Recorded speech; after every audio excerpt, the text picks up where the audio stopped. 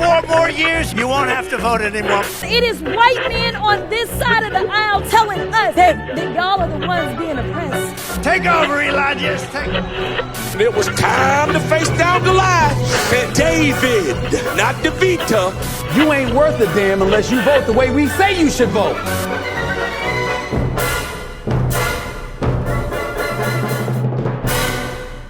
Welcome to the Reese Waters Award Show. My name is Reese Waters, and shout out to all of our subscribers and members here on the channel. It is that time for us to name the MVP of 2024. Somebody's bleach blonde, bad built butch body. Oh, we gonna get there. We gonna get there. But let's keep in mind, before B6, it was actually AOC who was dog walking Marjorie Taylor Greene first, our first nominee for Most Valuable Politician. He's doing it in the South Bronx not to make a point, but because he's got court. And the man practically has the legal version of an ankle bracelet around him, and he can't leave the 5 boroughs because he always has to be in court. And so it is truly an embarrassment to him. I've been seeing over the course of the last week that when Elon tweets something and when Trump tweets something, Republicans don't know.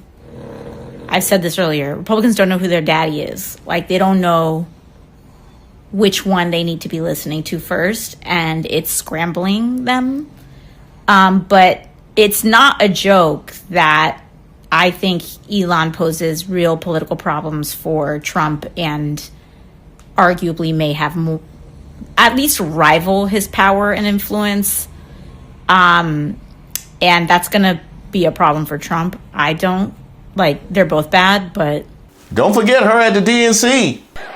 Because we know that Donald Trump would sell this country for $1 if it meant lining his own pockets and greasing the palms of his Wall Street friends. And I, for one, am tired of hearing about how a 2-bit union buster thinks of himself as more of a patriot than the woman who fights every single day to lift working people out from under the boots of greed, trampling on our way of life. The truth is, Don, you can... Talking about some Jerry Connolly for House leadership. How? At least they didn't miss on our next nominee, Hakeem Jeffries.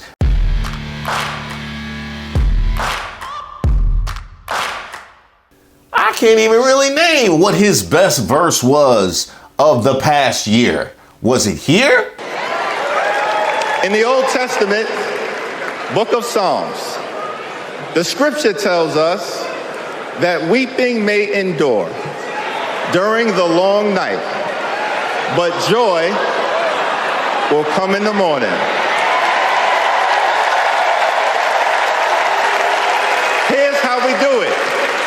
Strategize on Sunday. Meet the moment on Monday. Take it to him on Tuesday. Work it out on Wednesday. Thank the Lord on Thursday. Fight the power on Friday. Set it off on Saturday. Get a few hours of sleep. Wake up the next day and do it all over again until joy comes in the morning.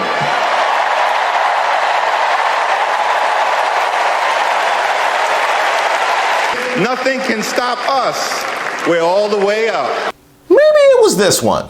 Mr. Speaker, it has come to my attention that a so-called leader has made the factually inaccurate statement that black folks were better off during Jim Crow. I'm actually pretty intelligent. I can sift through issues really, really well. That's an outlandish, outrageous, and out-of-pocket observation. We were not better off when a young boy named Emmett Till could be brutally murdered without consequence because of Jim Crow. We were not better off when black women could be sexually assaulted without consequence because of Jim Crow. We were not better off when people could be systematically without consequence because of Jim Crow. We were not better off when children could be denied a high-quality education without consequence because of Jim Crow. We were not better off when people could be denied the right to vote without consequence because of Jim Crow. How dare you make such an ignorant observation? You better check yourself before you wreck yourself. Now, our next nominee, I just call him Debo, because when he come around, you don't want no smoke. No, you don't want no smoke with Pete Buttigieg. And actually, if I didn't nominate him, I would be scared he would come up here. So far be it for me to snub Debo. Our next nominee for MVP, Pete Buttigieg.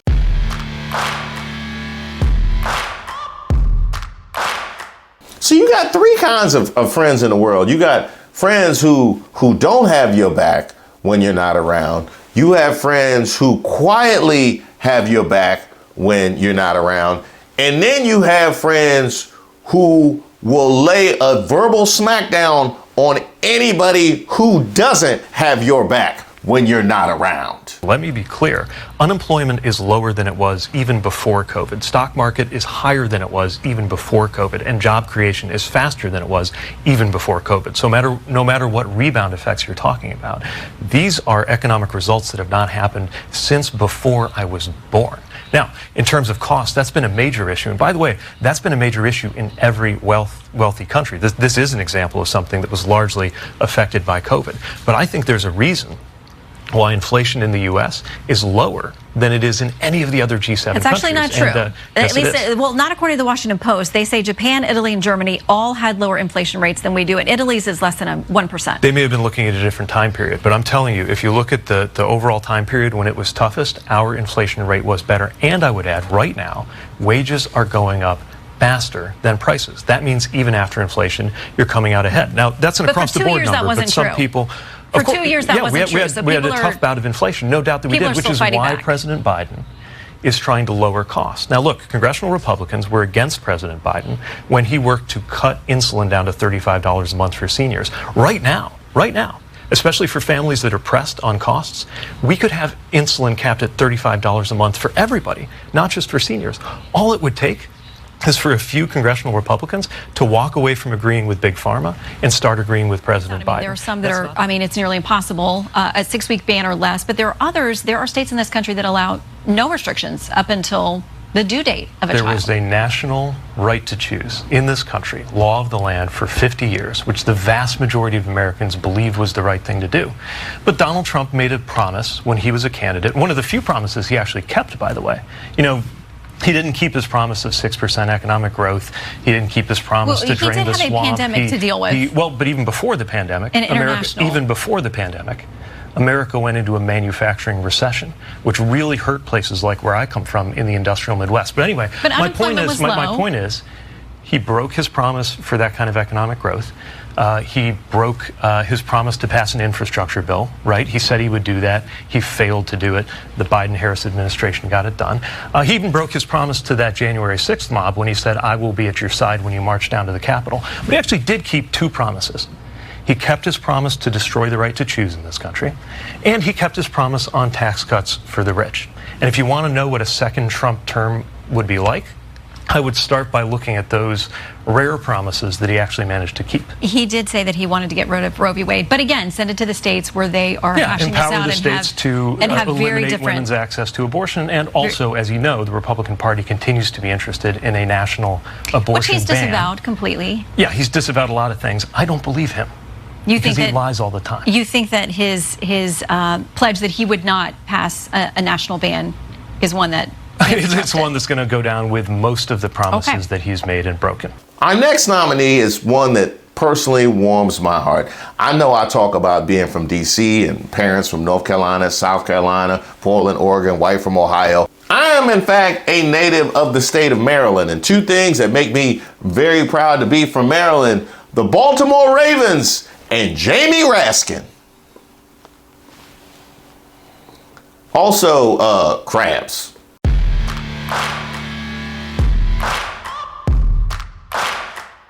I want to join my colleague from Florida in apologizing to you that some of our colleagues in the United States House of Representatives seem to want to drag your name through the mud They're treating you, Dr. Fauci, like a convicted felon. Actually, you probably wish they were treating you like a convicted felon. They treat convicted felons with love and admiration. For a guy who went bankrupt several times, and yet out of some misguided partisan loyalty, you're going to stick with him. I don't even know why you stick with him. He was a Democrat longer than he was a Republican. He wanted to run for president on the Reform Party. You guys have been taken over by an absolute con man. And now you're acting like members of a religious cult who don't even remember how you got in the first place. Mr. Chairman, I yield back. Will the gentleman yield for a question? No, I will not yield to one of your stupid questions that are always attacking me and attacking President Trump. How about a mediocre question? No, I don't want it. I do not want an your excellent question. No. A smart question. No, my time. An intelligent question. And not to be forgotten in this discussion, although he's often forgotten in these discussions that we've been having, President Joe Biden.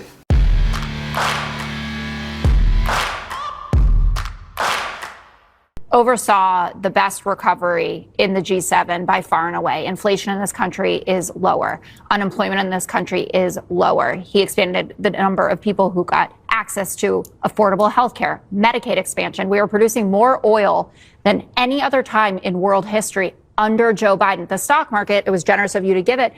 Donald Trump is out there trying to pretend that it's because he's coming back, that's why everyone is so hyped about this. We have been hitting record after record after record under Joe Biden. In terms of the jobs that you say are mirages, we can talk about all the revisions that happened under other presidents as well. But even if you removed all of the jobs that we lost during COVID, the snapback jobs, I think is what you called them, under the Biden-Harris administration, we still got more jobs at a faster clip than we did under the Trump administration. But when we're talking about most valuable, we're talking about somebody who continually cuts through the BS and says exactly what needed to be said. Exactly what we were all thinking, which is the most you can hope for our elected representatives. So congratulations on being our most valuable politician, Congresswoman Jasmine Crockett.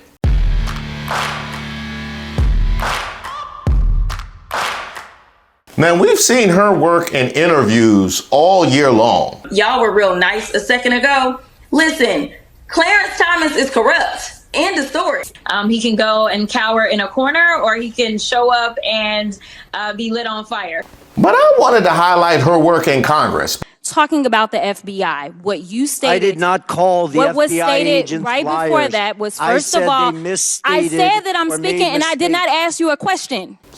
Sorry. But when someone comes to testify under oath, whether it's before this committee, behind closed doors, or in person, then we have to evaluate someone's credibility. And sir, I definitely have always had issues with your credibility, as I know that you are very well aware of. So let me remind you of what happened behind closed doors. Well, you should ask O'Connor about my credibility. I haven't asked you a question. Sorry. I should have. Have you heard of any of these lawyers? I've got Robert Shealy, Kenneth Chesborough, Jeffrey Clark, Matthew DePerno, John Eastman, Jenna Ellis, Michael Farino, Rudy Giuliani, Julia Halia. I got a long list. Have you heard of any of these people? I have. Are you aware as to whether or not any of them have faced criminal penalties? Yes, and also been disbarred or suspended. Oh, yeah. Okay. So they've had some issues, but these are the hand-picked lawyers for Trump. I'm assuming that y'all have never been Trump lawyers, Mr. Trusty or Mr. Costello. No, I was for a year. Oh, you were? And you still have your bar card? I'm sorry? And she called not only the election, but the reaction to the election before the election. The final thing that I will say is that this election is the best example of why y'all are so afraid of diversity, equity, and inclusion, because then you can't have a simple-minded, underqualified white man somehow end up ascending. Instead, you've got to pay attention to the qualified black woman that is on the other side. And with that, I will yield. Because she rightfully was on the neck of this anti-DEI movement all year long. I don't know if you're familiar, but have you ever heard of Project 2025? I've read about that, Congresswoman. Okay.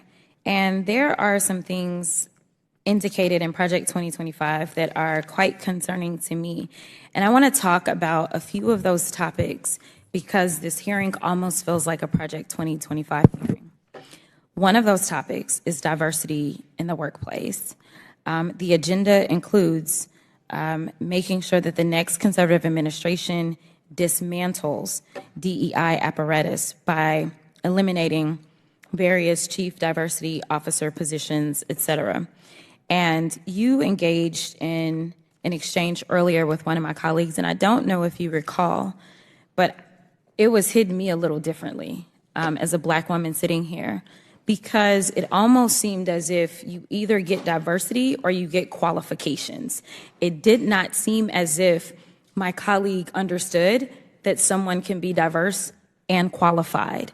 And it is why you have people like me that get very frustrated, not just in the halls of Congress, but in general in this country. Because as I'm sitting here, and there seemed to be this question of you're either diverse or you're qualified, all I could think about was the fact that I currently hold an honorary doctorate. I also hold a Juris Doctorate. I also hold a bachelor's. I also technically hold the rank of Lieutenant Colonel in the Civil Air Patrol, and I actually practiced law for almost 2 decades, in addition to serving on various boards, in addition to being a prior state lawmaker. And there are those that would make some people believe that because I happen to be Black and or a woman, that somehow, even though I can rattle off all the qualifications in the world, my Blackness makes me unqualified.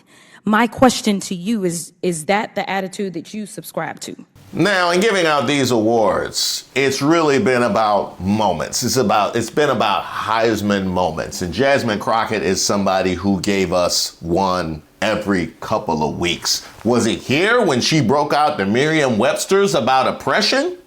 But you consistently said over and over the word oppression, and every time that you said it, it was almost as if I was hearing nails on a chalkboard, because it seems like you don't understand the definition of oppression, and I'd ask you to just refer to Google to help you out. Oppression is the prolonged, cruel, or unjust treatment or control. That is the definition of oppression. And so as I sit here as a Black woman who practiced civil rights, let me tell you the reason that my colleagues wanted to make sure you understood the same Black history that your side of the aisle wants to delete out of classrooms is because you can then misuse words like oppression. There has been no oppression for the white man in this country. You tell me which white men were dragged out of their homes. You tell me which one of them got dragged all the way across an ocean and told that you are going to go and work. We are going to steal your wives. We are going to rape your wives. That didn't happen. That is oppression. We didn't ask to be here. We're not the same migrants that y'all constantly come up against. We didn't run away from home. We were stolen. So yeah, we are going to sit here and be offended when you want to sit here and act like, and don't let it escape you that it is white men on this side of the aisle telling us, people of color on this side of the aisle, that y'all are the ones being oppressed, that y'all are the ones that are being harmed. That's not the definition of oppression. You tell me the prolonged, cruel, or unjust treatment that you've had, and we can have a conversation. Or was it here when she walked Nancy Mace out of committee? It is interesting that we're having this hearing, and I know one thing that I have learned so far is that while freshman orientation just ended, we need a course on what the census is for, because we have people sitting in Congress and have no idea what the census is for. And so I do appreciate that you have talked about what the funding is for. Oh no, don't get up and leave, Nancy Mace. Don't get up and leave. No, we talking about you. Yeah. Yeah. Matter of fact, she might reference you by name. I don't know if she gonna actually say the name that's on the front of your shirt, because we can pretty much call you anything at this point. This might be the first acceptable use of Boo Boo the Fool. How about when she laid out Project 2025 and pointed out how nonsensical it was to argue about Trump's connection to it? Nevertheless, while we do have two amazing authors from Project 2025, which it seems like everybody got the memo. Like, yes, I'm going to double down and say it's my thing, but I'm going to make sure I also say that it ain't our homeboys thing, because we know that it doesn't poll very well with the American people, because the American people are woke enough to recognize that there is nothing good in it for them. So with that being said, Ms. Perryman, I'm just curious, and this is yes or no. Is Trump's name ever mentioned in Project 2025? Yes or no? Just yes or no. I got you. Within the document itself, yes. There are a number of references to the former administration. So is Trump's name mentioned just one time? I believe it's mentioned more. Okay. 5 times. I haven't counted. Oh, okay. Well, if I told you that his name is mentioned approximately 312 times, would you have any reason to dispute that? I don't have any reason. Okay, thank you very much. So it's interesting that we want to try to pretend. We're not going to pretend in here. We're going to work with facts and not fiction. So I also want to talk about inflation really quickly with you, Ms. Perryman, because we've talked about it a lot. I'm just curious to know, is the inflation that we just struggled through, was that global or was that limited to the United States? Global. Global. Seemingly, it was attached to this thing called the global pandemic. Is that correct? That is my understanding. Oh, okay. So it wasn't just the United States. No. Okay, so it wasn't just a matter of the Biden-Harris administration and the United States is struggling, right? I think the United States actually fared better than the rest of the world. Oh, yeah. In fact, we are. Correct? I think so, yeah. All right, but inflation still hurts, and so that's why we have a candidate that has an actual plan instead of concepts of a plan. Or as I like to say, Trump only has offered concepts of constitutionality mixed with coordinations of a coup. But nevertheless, we're going to move on. Oh, y'all want to do the alliteration thing? Y'all want to do the alliteration thing? How about this? The question before us is, will a vindictive, vile villain violate voters' vision? But ultimately, we know why y'all came. Ain't gonna be but one exchange that's gonna be on that MVP plaque. Apologies to Marjorie Taylor Greene and her family. Not really. Ms. Greene, for 4 minutes and 21 seconds. Mr. Chair, point of order. Who's? It's me. Ms. Crockett. I'm just curious, just to better understand your ruling, if someone on this committee then starts talking about somebody's bleach blonde, bad-built butch body, that would not be engaging in personalities, correct? A what now? Chairman, I make a motion to strike those words. I don't think that's Hold a on. part of I'm it. trying to find clarification on what qualifies. Chairman, motion to strike those I had no idea words. what you just said. We're not gonna do this. Look, you guys earlier literally just said You just voted to do it. Y'all did it first, so you don't want to talk about voted to do it. Order. I'm trying to get clarification. Look at calm down. No, because this is what y'all do. So I'm trying to get Ms. clarification. Crockett, you're not recognized. Ms. Crockett. I can't hear you with your yelling. You don't want calm me down. To be, Can you please calm down? Don't tell me to calm down. Calm down. Because y'all talk noise and then you You're can't out of take control. Because if I Chairman, come and stand talk outside to shit take a about break her, for 5 y'all minutes? gonna have a problem. Mr. Chairman. When your comments in committee inspire not only merch, but songs, She's a bleach blonde, bad-built butch body, and she better not talk about nobody. Marjorie Taylor Greene is built like a shake machine. oh yeah, you gonna be the MVP. You gonna be the MVP. Congratulations to Congresswoman Jasmine Crockett. You are our most valuable politician of the year. Very grateful to have you on our side and look very forward to what you're able to do in 2025. Now, I will add this as your Easter egg, because while Jasmine Crockett was our most valuable, in terms of the performance of the year, the speech of the year, look no further than the GOAT herself, Michelle Obama. For years, Donald Trump did everything in his power to try to make people fear us. See, his limited, narrow view of the world made him feel threatened by the existence of two hardworking, highly educated, successful people who happen to be black.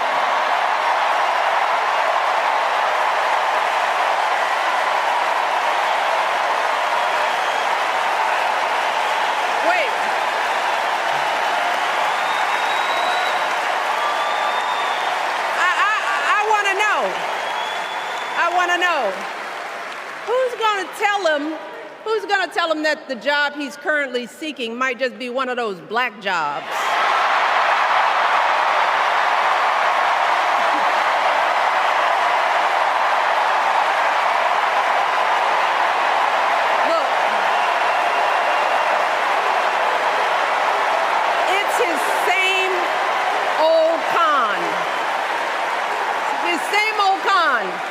Doubling down on ugly, misogynistic, racist lies as a substitute for real ideas and solutions that will actually make people's lives better.